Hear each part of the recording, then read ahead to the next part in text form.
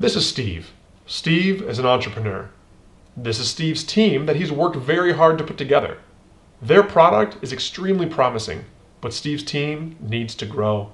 There is just too much backlog and not enough talented people in Steve's network who fit the culture of a company or who have even thought about working with a startup. Steve is very busy running the business and recruiting. Well, he's found out that it's a full-time job. He's been contacted many times by recruiters, and they've even sent him resumes without his asking. The recruiters are charging a fee of $15,000 to $30,000 per hire.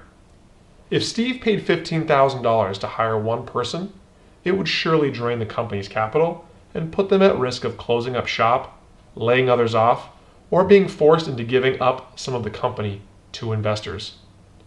Steve even looked into hiring a recruiter, but they only have 2 open positions and no budget for the salary of a recruiter.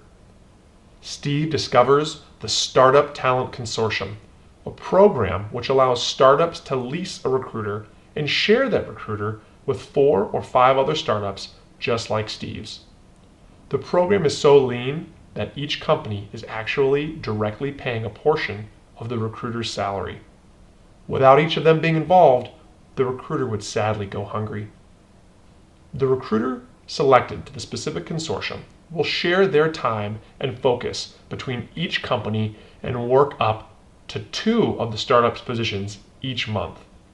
They will also need to get an idea of the culture and environment of the startup, so it's highly recommended that they work from each office at least twice a month so they can be available to the team for feedback and direction.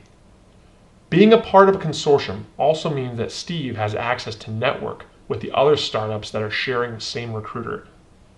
This gives him the opportunity to share stories, leads, and even recommend candidates to each other through the channel, while further building the startup culture in his local market. Now Steve can have access to a recruiter for a whole year and pay less than he would if he were to hire one candidate from a staffing agency.